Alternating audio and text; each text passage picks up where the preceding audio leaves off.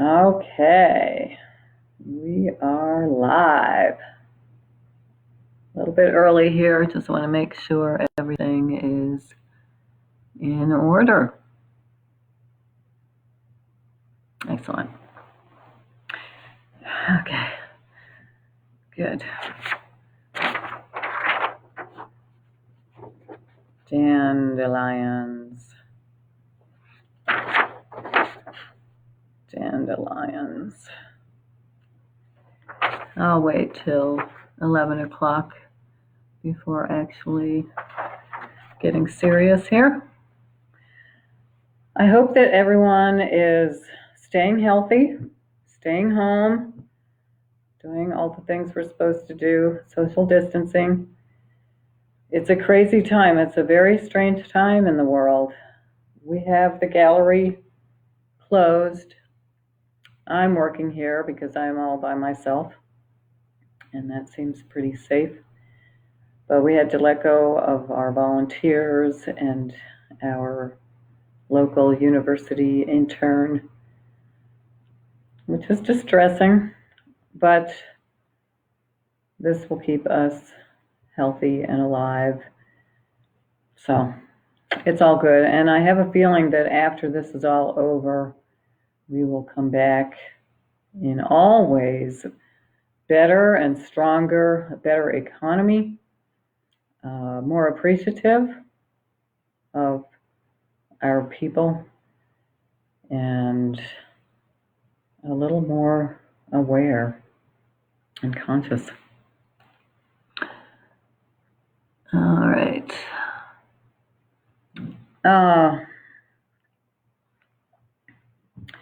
All right, this is the Harry Bertoia Foundation. I am Celia Bertoia. I am the youngest daughter of Harry Bertoia. And the mission of the Harry Bertoia Foundation is to further the legacy of this amazing artist, designer, and sculptor.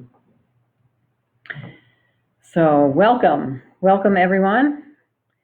Today we are going to talk about dandelions. Dandelions, to give you a little taste. I wish that we had an actual dandelion here at the gallery. We do not own one. We had some in the estate when Harry died, but unfortunately they have gone away. But today I'm going to tell you about how the dandelions came about and the evolution over years, how they developed into this final version, which is quite sophisticated.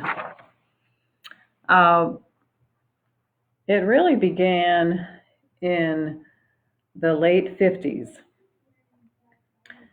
Harry Bertoia received a grant from the Graham Foundation, which still exists, of $10,000. Now, this was in 1957. So $10,000, that was a lot of money back then. And that money could be used for anything that the artist felt would help his career move forward. So Harry decided to go back to his homeland, Italy. He had left when he was 15 years old and had never been back. So by this time, let's say he was born in 1915. So 1955, he would have been 42 years old. Brigitta, his wife, my mother, went with him for a little while. But Harry was so inspired as he was traveling around Italy.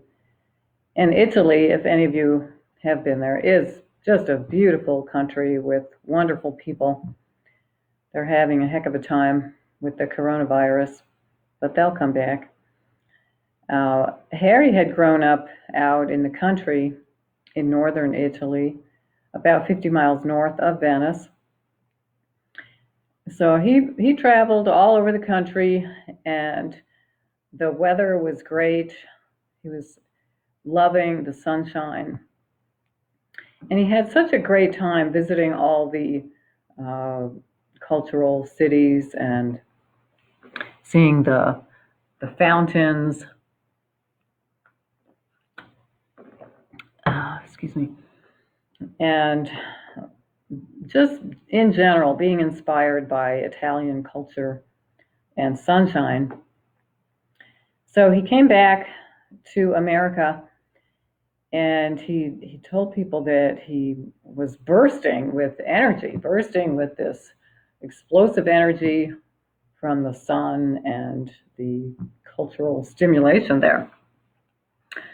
So one of the first things that he did was he made a piece very similar to this. And if that's not bursting energy, I don't know what is. And we've got a picture of the one he did. He was invited to make a piece for the World Fair in Brussels. And unfortunately, we just have kind of a small picture here, but you can see this was the piece that he made for the Brussels World Fair. And well, and obviously the pieces down below there are also quite explosive, and they were not long after that. They were originally made for the Zenith company, which made TVs and radios back in the day. And by the way, the Zenith pieces will be displayed at the Nasher Sculpture Center down in Dallas, Texas, beginning in October, barring any further emergencies with COVID-19, for a retrospective Harry Bertoia exhibition there. So, yeah, that Brussels piece, and that was set alongside Alexander Calder, had a piece there. Really, during Harry's life, he became quite well known and respected, and in fact, I believe he lost some of that respect and grandeur in the 90s and early 2000s. So that's why I had to come on the scene and kind of stir things up again. But I'm going to read a little bit about some things that people have said. Yeah, now this is from Wright Auction. They're in Chicago. They sell a lot of Bertoia pieces. Harry Bertoia's Dandelion sculptures first debuted in the United States Pavilion alongside works by Alexander Calder, Isamu Noguchi, and Jose de Riviera at the 1958 Brussels Universal and International Exhibition. George Stampley, who owned a gallery in New York, had approached Bertoia about participating in the exhibition the previous year. And as mentioned, the spring 1957 grant provided by the Graham Foundation, Bertoia had traveled to Italy to explore its art and history. Inspired by his travels, Bertoia began exploring cultural forms radiating from a central point. And from this, Bertoia developed the dandelions. They really are some of the most highly sought after works by Harry Bertoia. Energetic and bright, with delicate rods that gently stir and glisten in the light, the dandelions really exemplify the refined beauty of Bertoia's organically inspired kinetic sculptures. Now, I will mention that the property that I grew up on, that we lived on back in Pennsylvania, we had extensive lawns. I'm going to guess we had several acres of lawns spread about the property. And then beyond that were virgin forests of deciduous hardwood trees, beautiful forests. But it was my brother Val's job to mow the lawn, and during most of my growing up years, I remember a riding mower because it was such an extensive yard. And it was very challenging to keep the dandelion weeds under control. And everyone has seen dandelions when they go into seed form, those little puff balls that children will hold up and blow, and however many sprigs are left, that's the number of children you're going to have, supposedly. Anyway, it may have been after a good dandelion year that Harry began to look at these plants with a little more interest. Harry was always very aware and looking at details. We could be walking anywhere. The family often would take walks in the woods, and he would go up and look at the bark of a tree and just marvel at it. Oh, look at these crevices, and it's so hard and protective. He just really noticed details. And since plant forms were everywhere around us in this Pennsylvania countryside, he really took note of the dandelions. I'll read a little bit more about these. Something from Sotheby's in New York. They also sell quite a few Harry Bertoia sculptures.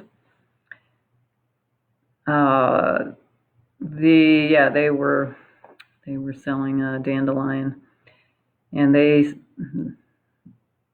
their statement: Bertoia captured the ethereal and ephemeral bloom of a dandelion at its fullest, and elevated it from a soft, fluffy weed to a metal beauty. Like much of the sculptor's most recognized work, it is a form found in nature.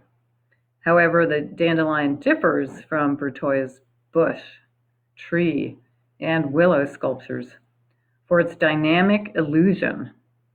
Though not a kinetic or sound sculpture, it produces the sensation of movement and vibrancy. The ironic and whimsical scale of the dandelion magnifies a radiating energy which almost pulsates.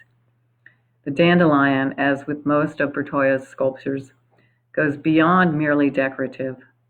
His work defines to the function and experience of a space or environment. Now I will mention something that Harry himself said in a private interview in the 70s. Because you see, all the dandelion forms are very geometric. But Harry says, geometry is not contradictory to vitalism. It's correct that a dandelion is geometric, but geometry is only a tool. We enjoy a painting only when we forget the techniques and soar. Isn't that just the greatest philosophy? Never mind how things were done, or do you call it geometry, or do you call it design, or is it art? Harry was not concerned with definitions and boundaries. He really simply didn't bother about them. This was an early piece too. And you can see these early dandelions, if we can even call them that, sometimes we just call them sunbursts, are much more brutalist, and a little bit clunky, if I can use that word. Probably not the best description. Because as things developed, now this was sort of the next stage. This was a piece that was made for Nuremberger, and it's at the Nuremberger Museum at one of the New York State universities. But you can see it's getting a little bit more delicate and refined. Then finally, perhaps the culmination of, here's one of these brutalist pieces again. Perhaps the culmination of the dandelion phase, or one of the highlights at least, was in 1964. There was another World Fair in New York this time, and the Kodak company, Kodak made film and cameras. I'm not sure if they're still alive. Hopefully they have transferred their focus to digital. But the Kodak Pavilion at the 1964 World's Fair hired Harry Bertoia to create a fountain. We see it here. 7 dandelions. Am I showing that properly? Yeah. 7 dandelions in a pool of water. And their pavilion was very unusual too, sort of this flowing white organic structure. So these dandelions fit in there in a marvelous way. They were gold plated, which Harry was wont to do.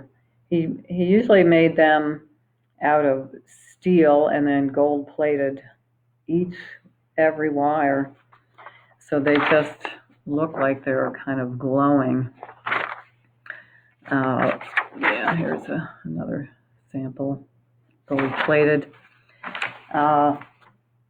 Here's a bit more detail, so you can see how brilliant they are. I do want to mention some of the numbers about dandelions. And my sister, in fact, I'll read this little excerpt. My sister talked about the construction of the dandelions. She worked at the shop for a couple of summers, I believe. So let's see here. Yeah, Lesta recalled working in the shop the summer of the dandelion construction, along with Jim and Ed Flanagan, 2 brothers who helped Harry Bertoia throughout his career, or in the Pennsylvania section anyway. Lesta's task was to prepare the wires for welding, assuring that they were straight and clean. The longer wires, let's see, show you another detail here so you can see how in the middle there's a stem, and then it branches out into a sprig. So those longer wires at the end,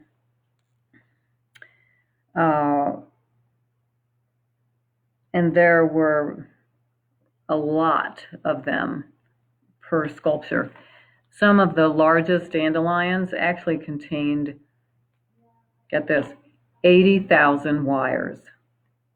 80,000. I mean, even a small one would have 50,000 wires. So each of those long wires had to be individually inserted into a drill press and spun so that the protective packing oil could be wiped off with a rag. the way they came from the metal suppliers was with a greasy coating on there. Uh, so she'd spin off the excess and then wipe it with a rag. The shorter, more delicate wires, 70 of them for each of the longer wires, were laid out flat and taped together, made ready for brazing. And yeah, so Lester worked in the studio a couple of summers. And Harry was not averse to hard work. He was a very hard worker, worked all the time. His work hours were almost ridiculous. He'd leave the house about 8 or 8 o'clock in the morning, get to the shop, work all day, and he said he was annoyed that he had to eat lunch because it was a waste of time. You know, he'd have to go down to the Valley Hotel or a nearby cafe and take half an hour to eat a meal. He he enjoyed eating, but when he was working, he didn't really want to take the time to eat. He'd work till about 5. We had a dinner every day at 5:30. That was the golden hour. And then after work, he would read a few magazines. He'd read Life magazine or Time and Scientific American, and then take a short nap. And after that, he'd go back to work. It would be 8:30 or 9, and oftentimes work till midnight. There were times where he just worked. If he got really involved in something, he'd work straight on through the night and not even realize. His workers, the Flanagan brothers, would come in there the next day and see him in the same clothes and sort of disheveled. And, Harry, what are you doing here? And he worked all night. I did want to show you this because it really exemplifies the organic nature of the dandelions. You can see nature's samples above and Bertoia dandelions below. Now, if you look at these, of course, they're not exact replicas. They're not a reproduction. But Harry somehow, with his metalsmithing skills, was able to take this hard substance of metal and turn it into this fluffy, ephemeral shape. It just amazes me still. So he didn't really try to make it exactly the same, but he captured the essence of the dandelion seed pod.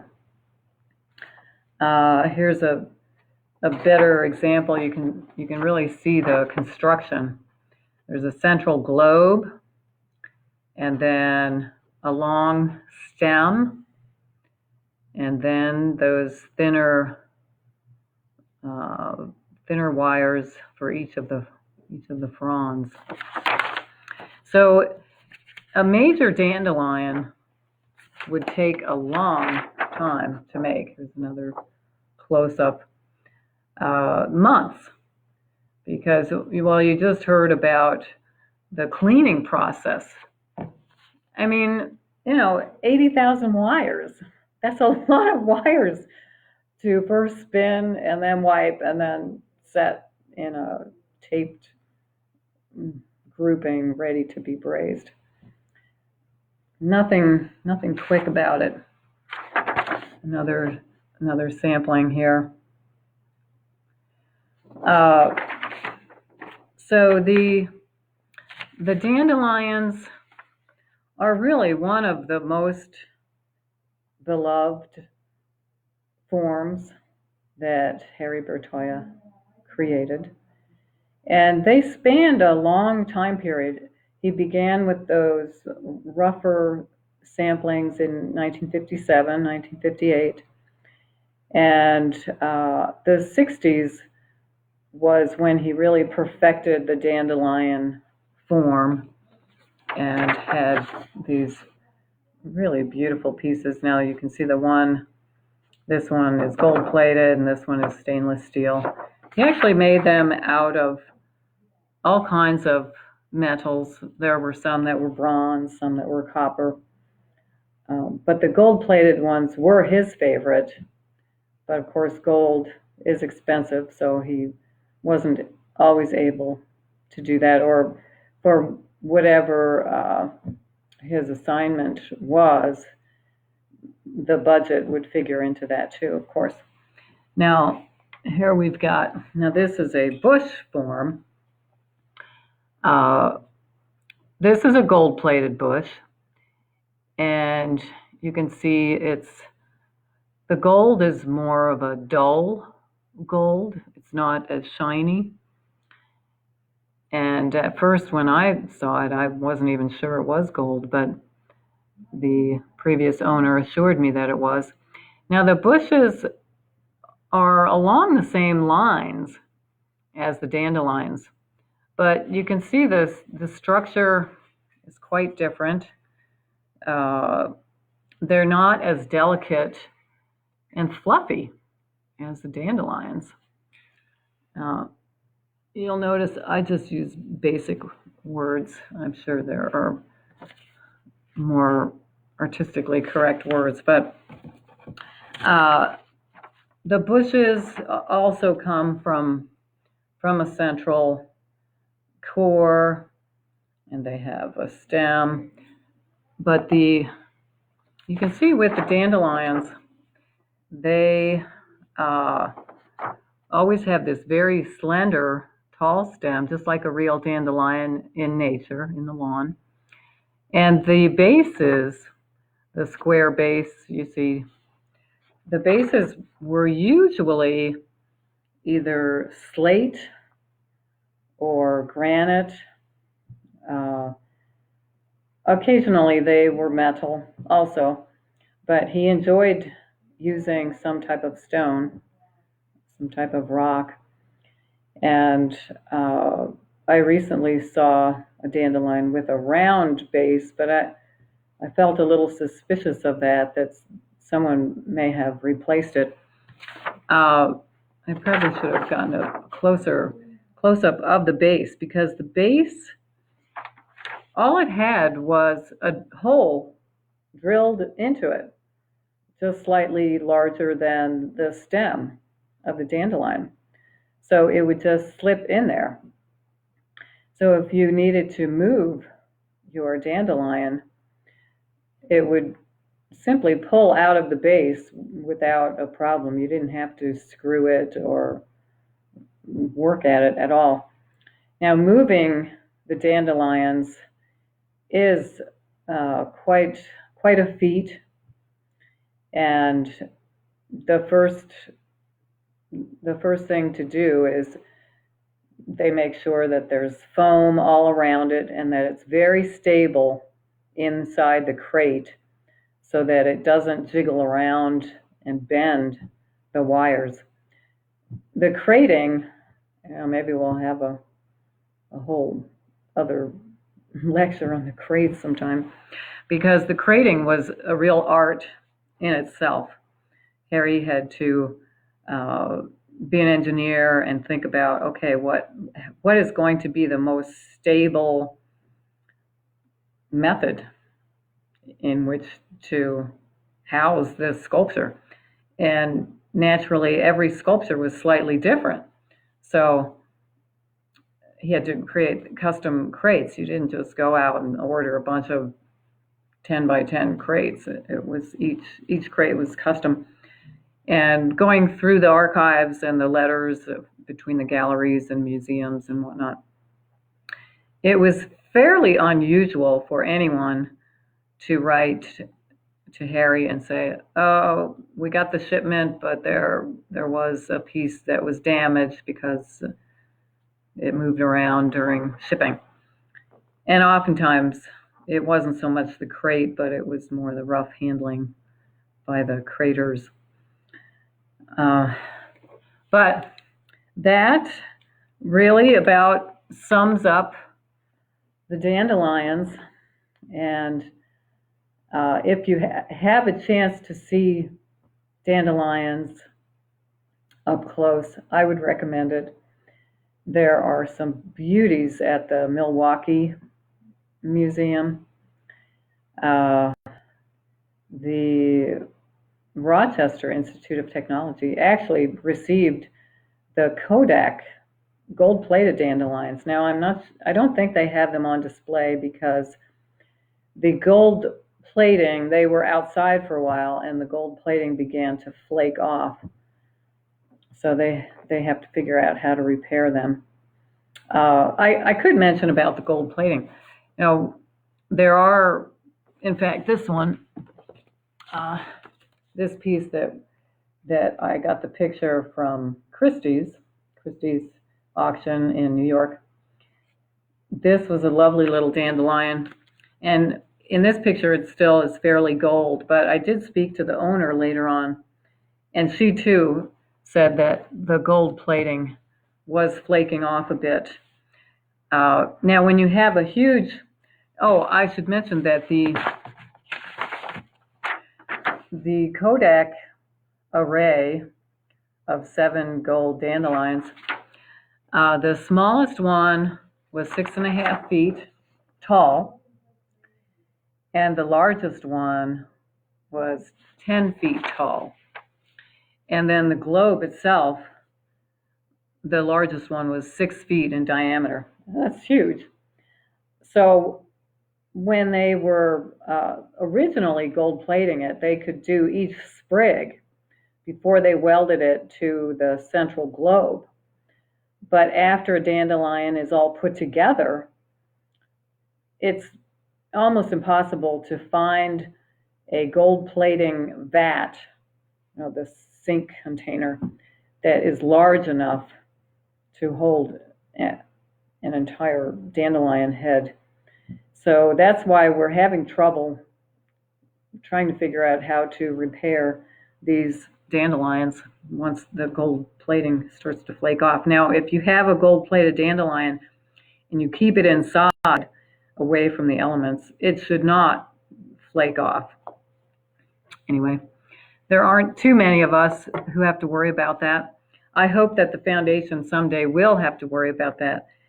It's on my wish list for the foundation is to receive a donation of a dandelion. We really need to have that example of Bertoia's work, and selfishly, I would just like to look at it every day because they're so beautiful. But okay, so that is the story of the dandelion. Please feel free to post your comments at Facebook, or you can always email me at Celia Bertoia at harrybertoia.org. Check out our website, harrybertoia.org. And if you have any requests, I'll be doing these live feeds every Tuesday for the remainder of April, and then we'll see what happens with coronavirus. So if you have any requests on topics you'd like covered, please let me know. Otherwise, thank you for coming. Thank you so much for all your support, and I wish for you great health and great prosperity.